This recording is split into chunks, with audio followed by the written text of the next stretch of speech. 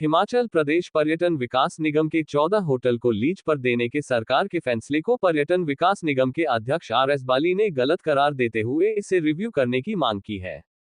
बाली ने कहा कि इन होटल को सरकार ने बिना तथ्यों को जाने ही आउटसोर्स पर देने का निर्णय लिया है, जबकि निगम की बोर्ड ने घाटे में चल रहे इन होटल की वित्तीय व्यवहार्यता को जानने के लिए स्टडी करवाने का आग्रह किया है। रिपोर्ट आने से पहले इन्हें आउटसोर्स पर देना सही नहीं है। RS बाली ने कहा कि यह 14 होटल घाटे में चल रहे हैं, लेकिन निगम ने इन्हें आउटसोर्स पर देने का कभी सरकार से आग्रह नहीं किया है।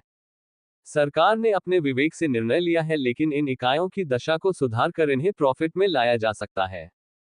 इस इकाइयों की वित्तीय फिजिबिलिटी या वायबिलिटी को चेक करने के लिए पर्यटन विकास निगम ने कंसल्टेंट की राय जानना चाहिए, लेकिन सरकार ने अपने विवेक से इन्हें आउटसोर्स पर देने का निर्णय लिया है।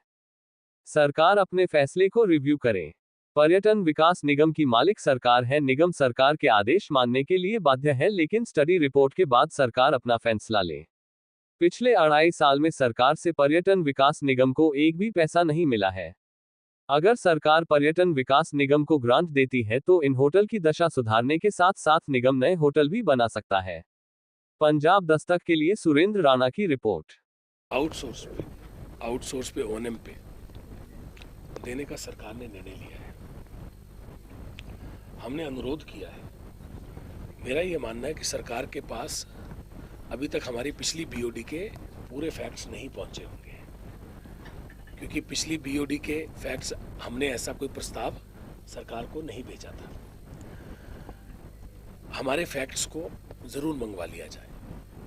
हमने पिछली बीओडी में ये निर्णय लिया था कि जितने भी ये होटल हमारे नुकसान में हैं, उन सभी होटलों को रेनोवेट करना हो या इसकी फिजिबिलिटी पूरी करानी हो या स्टडी कराना हो कि इनको किस तरह से हम बेहतर कर सकें, उसके ऊपर हम एक कंसल्टेंट को, जो टूरिज्म के कंसल्टेंट हैं, उनको पूरी इसकी स्टडी का जिम्मेवारी देते हैं और उसकी प्रोसेस चल रही है। और उसके बाद हम कोई निर्णय लेते हैं कि हमने क्या करना है, क्योंकि स्टडी करके ही पता चलेगा। यहाँ पे मैं ये भी बताना चाहता हूँ कि पिछले 2.5 साल में HPTDC के कर्मचारियों की रात दिन की मेहनत की वजह से, माननीय मुख्यमंत्री महोदय के आशीर्वाद, पूरे मंत्रिमंडल का आशीर्वाद और सरकार का पूरा आशीर्वाद और हमारे कर्मचारियों की मेहनत, इसकी वजह से हमने आज तक के सारे रिकॉर्डों को तोड़ा है। प्राकृतिक आपदा आई, इस साल भी आई है, पहले भी आई, जानो माल का नुकसान हुआ। आज हमने संवेदना भी दी उन सभी परिवारों को, दोबारा से मैंने दी, कि जिन परिवारों ने अपने घर वालों को खोया है। बहुत सारा नुकसान आर्थिक रूप से लोगों को हुआ। और जब प्राकृतिक आपदा आती तो सबसे पहले अगर कोई हिट होता है तो वो टूरिज्म होता है, क्योंकि बाहर से लोग आ रहे हैं, सेनानी आ रहे हैं, वो आएंगे ही नहीं, क्योंकि सबसे पहले हिट होगा टूरिज्म।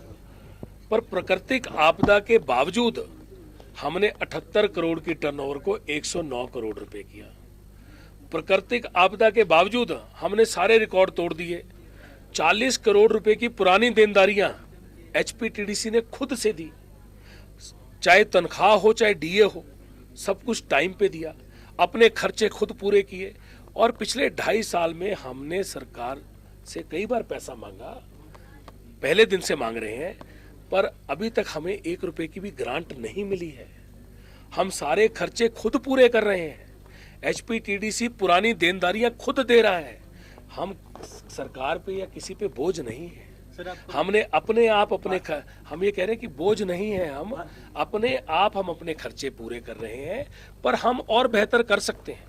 अगर हमें पैसे मिले तो अगर हमें थोड़े से पैसे भी मिले ग्रांट में, जैसे ट्रांसपोर्ट को सैकड़ों करोड़ रुपए की ग्रांट है, हर महकमे को ग्रांट है और HPTDC को भी पहले ग्रांट मिलती रही है।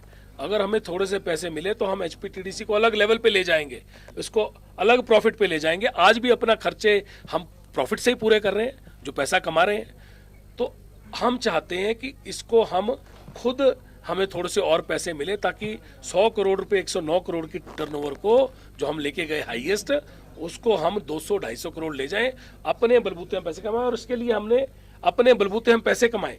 और इसके लिए हमने पिछली बार जब मैं माननीय मुख्यमंत्री महोदय से मिला तो मैंने ये कहा कि अगर ग्रांट हमें लेट मिलती है या अगर वो नहीं हो पाता तो हम लोन भी लेने को तैयार हैं, पर हम इसके अंदर पैसा कमा सकते हैं। उन्हें विचार करना चाहिए।